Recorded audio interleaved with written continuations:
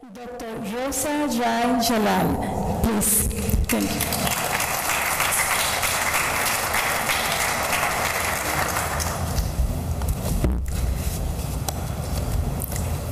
Bismillahirrahmanirrahim. Assalamualaikum warahmatullahi wabarakatuh. Shalom and good afternoon to all my friends, distinguished guests, my sisters, my colleagues. I'm honored to be here with you today to speak about the role of women in Islam. And I would like to thank you, the Associate of American Foreign Service worldwide, for their gracious invitations, and especially to Sila Switzer, who always support and encourage me to do the speak today. And also to Barbara and Miss Dia from Indonesian Embassy, who helped me a lot with the invitations. And I thank the U.S. State Department for hosting us here today, and I commend the Muslim Women's Associations of Washington, D.C. for their continued support and friendship. My family has been in Washington, D.C. for a year now, and I'm deeply touched by the warm and open friendship that has been extended to me by American and international friends. And I'm truly honored to be part of the extraordinary women in the Muslim Women's Associations, which I represent today. This is a very timely topic, the role of women in Islam. At once, it touches on two major topics, the role of women in the 21st century and the future of Islam. How we address these two issues and their interconnections will determine peace and progress in our time. I come from Indonesia, the country with the largest Muslim population in the world. There are more Muslims in Indonesia than in the entire Middle East. Indonesia is also known for its moderate Islam and for its long tradition of harmony and tolerance, where for centuries Muslim, Christians, Buddhists, and Hindus and others lived side by side in freedom and peace. Islam came to Indonesia centuries ago, not by force, but by trade. This partly explains why Islam happily coexisted with other religions in my country. And Islam also blended very well with our local cultures. One interesting example is the Minang ethnic groups in one of Indonesia's islands, Sumatra, where my husband came from. My husband is the ambassador of Indonesia, Dr. Dino Patijala. The Minang is known as the most conservative Islamic society in Indonesia. But it is also a place ruled by women, a matriarchal society. In Minang, women are the head of the family, and in marriage also, women is really playing the significant role. And also, Minang women propose to men, but not in my case. I'm not Minang, my husband, and he proposed me, not me. Women in Minang also make political and social decisions, which they do very well in very democratic manner in the age-old tradition of consensus. Minang women show that religiosity and responsibility go together. In Indonesia, we also have a number of women heroes, those who took up arms and led men and women in battle against the colonialists. For example, there was Cut Nyak Dien, who fought colonialists in Aceh, Nyi Ageng Serang, who led freedom fighters in Java, and Marta Christina Tiahahu, who battled against the Dutch in Moluccas. These cases show that in Muslim societies, women were empowered and took on roles that were equal and sometimes exceeded men. That is why I was not the least bit surprised when just 2 years into our democratic era, Indonesia had our first female president in 2001, President Megawati Soekarno Putri. At that time, there were some voices who said that a woman could not serve as president of Indonesia. But this was overwhelmed by the majority mainstream view that was simply indifferent to gender considerations. Indeed, it was Secretary Clinton who on her 2009 visit to Indonesia said, "If you want to know Islam, democracy, modernity, and women's rights can coexist, go to Indonesia." Secretary Clinton added that Indonesia's approach to democracy and women's rights do not only hold lessons for other Muslim societies or Muslim countries, but also for non-Muslim countries as well. Let me therefore make this important point. Islam is not a religion that suppresses, subjugates, or discriminates against women. On the contrary, the teachings of Islam stresses the need for all Muslims to love, honor, and respect women as wife, teacher, friend, colleague, and a full member of society. I believe this is a message that your most famous sports icon, Muhammad Ali, has spoken about for many years: respect for women.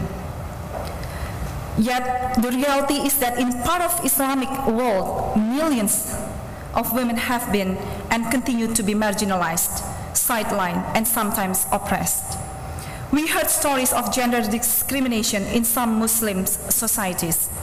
We heard stories how women were treated under the Taliban rule in Afghanistan, prohibited from leaving their homes and going to school. We heard about women being stoned for committing adultery in Africa.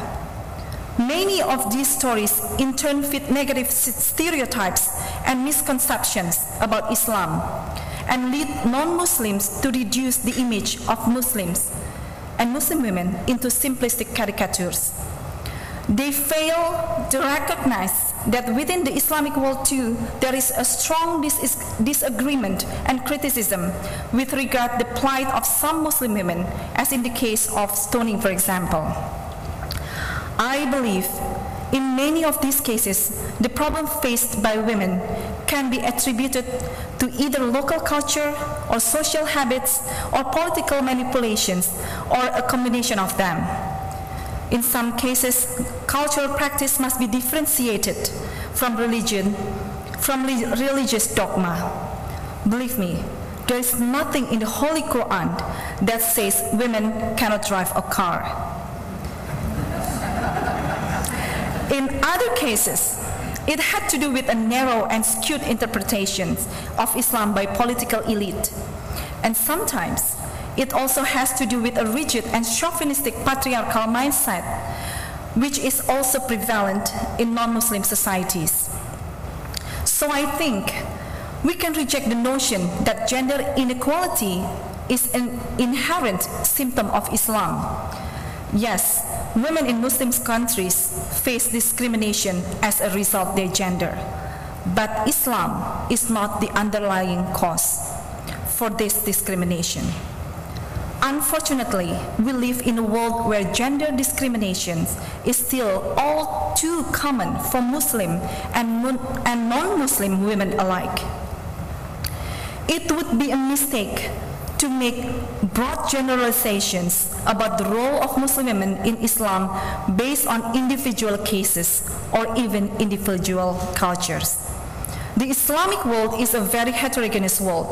There are approximately 1.5 billion Muslims around the world, and they live in every country and every type of society on earth. So just one pastor in Florida who burns Quran does not represent the views of every American.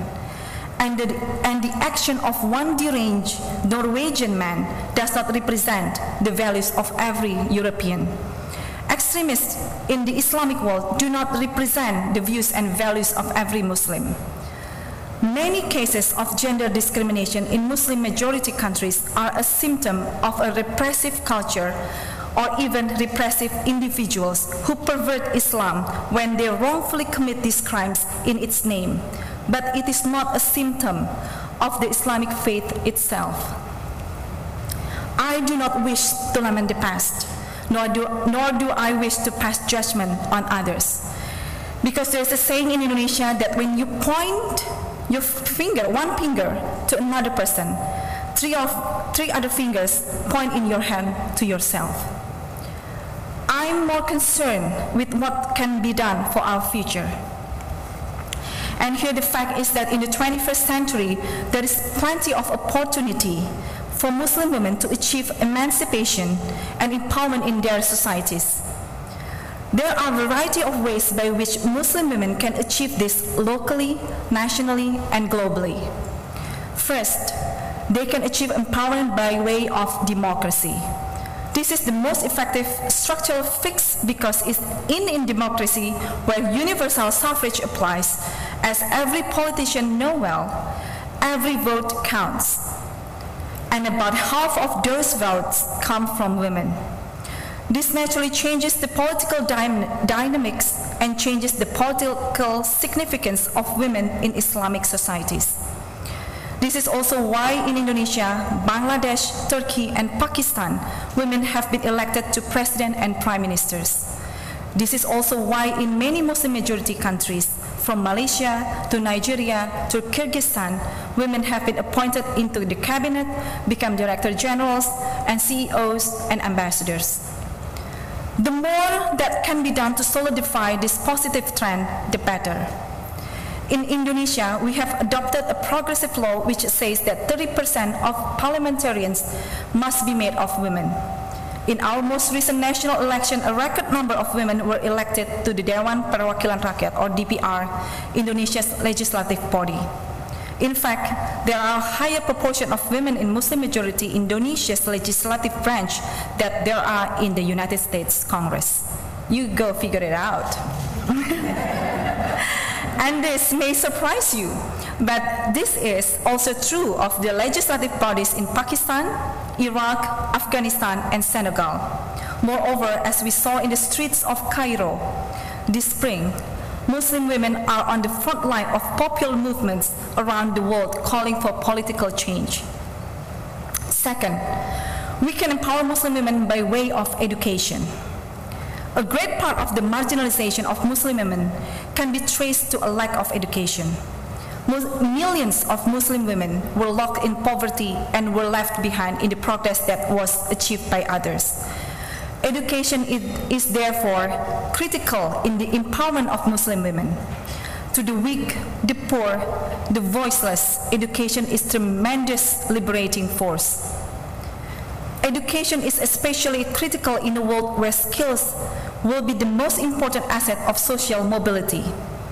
A situation where Muslim girls throughout the Islamic world are assured of education will lead to dramatic elevation in the status of women in their society. It is therefore important for governments to have an educational policy which would ensure that girls will have adequate access to education. The education of women and girls is also important in the fight against terrorism. The role that Muslim women play in fighting radicalism and terrorism is often overlooked, but it shouldn't be underestimated. Indeed, Muslims believe that heaven is found at the soles of mother's feet. Thus, in the family, an educated and loving mother can be most effective antidote for children who are at risk of joining terrorism. There are ample empirical cases where if a family is torn between a kind mother who teaches her children peace and respect for life, and an extremist father who preaches hatred and violence, the child is likely to follow the mother's path. This is why women play a critical role in the future of the world, and also why empowering Muslim women through education is also important. There can be no peace in the world without good, loving mothers. Third, we can empower Muslim women by way of economic opportunity. There are many ways to increase economic opportunity, but one of the most relevant and powerful is microfinance. In countries like Bangladesh and Indonesia, microfinance has transformed not only women borrowers, but also families and communities. Over 500,000 enterprises in Indonesia are headed by women.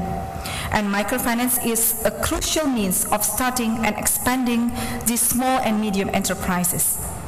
Most of these loans are in the range of $50 to $200, which sounds insignificant to us here, but means a world of opportunity to women marred in poverty. Indeed, microfinance institutions in Indonesia are already showing a preference for female borrowers because female borrowers have proved to be remarkably disciplined borrowers who keep to their obligations. Non-performing loans among women borrowers are extremely low. On another level, it is also time that Muslim women worldwide catch on with a global trend that is making waves everywhere: entrepreneurship. I passionately believe in this because I count myself a Muslim woman entrepreneur, having built my own dental clinic in Jakarta. To embrace entrepreneurship, Muslim women need to change their mindset from job seeker to job creator. Entrepreneurship will be a key driver of change in the 21st century, and it is critical that women, including Muslim women, do not miss this window of opportunity. Indeed, the signs are encouraging. In the Middle East, South Asia, Southeast Asia, Africa, and other regions, a new generation of women is taking the lead, accumulating capital and becoming formidable corporate players, some joining the ranks of the world's billionaires, and they remain good Muslims. I believe we are only seeing the tip of the iceberg, but this is a trend that we need to sustain. 4. By way of social reform. This means changing the societal mindset towards women and removing the psychological barriers and roadblocks to women's role in Islamic societies. This, I'm sure we can agree, is a global challenge, not just in Islamic world. In Muslim as well as non-Muslim societies, there must be greater acceptance of the notion that women are equal stakeholders in society, and neither democracy nor development can progress without the participation of women. This process of rebalancing, of course, takes time and will not be easy. However it proceeds, it should be based on the understanding that women do not want to become men, but they simply want the same opportunity as enjoyed by men. Indeed, it is the balance between the masculine and the feminine, the yin and yang, that will make ours a better and stronger world. And 5th, the best means for Muslim women to claim their future is by becoming a voice on their own. There is no shortage of social media tools to help them achieve this goal. From Facebook to Twitter, with social media, a person is no longer just an ID number. He or she is an opinion, a hub, a voice. The impact of this sudden connectivity to human civilization is enormous. In exercising our collective voice, Muslim women should help push back stereotypes about Islam.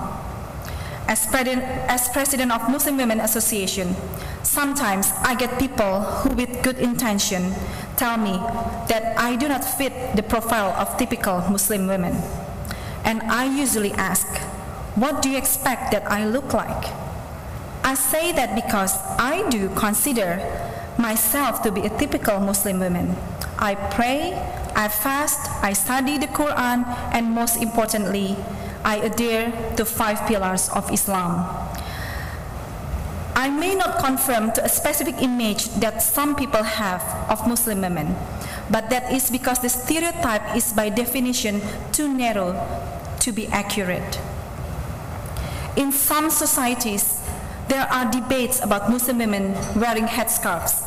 I notice that some in the West even frown at them. At the Indonesian embassy, we have women diplomats who wear headscarves.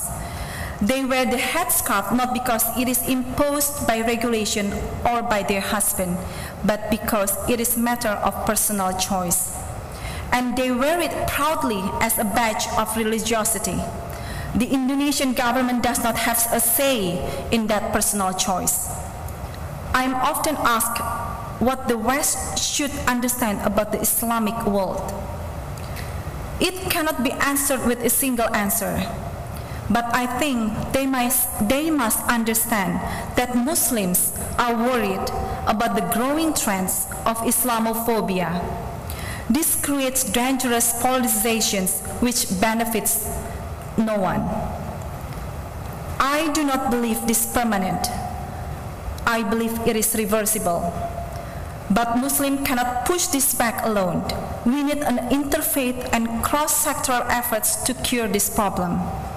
You have no idea how much we appreciated the firm message of this agreement that were expressed by the American political establishment and religious leaders against the threat of Quran burning in Florida, a threat which all Muslims found very offensive and hurtful.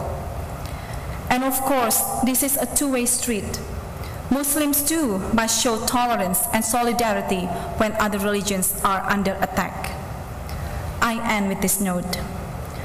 I was surprised to learn that Islam is one of the fastest growing religions in America. My husband was so delighted when he was invited to an iftar. Iftar is a breakfasting during Ramadan month at the White House by the President Barack Obama, and many other iftars hosted by American politicians and officials. It is the best proof that Islam, like other religions, is part of America's heartbeat. America's unflinching commitment to freedom of religion, to multiculturalism, is so inspiring to the world. I think I speak for the world in expressing our hope for America to never let go of this special quality. Indonesia's President Susilo Bambang Yudhoyono has spoken of his vision of 21st century as a century of confluence between civilizations, religions, and cultures. America is well placed to continue to lead that world of confluence, because that is precisely what America is all about. I thank you.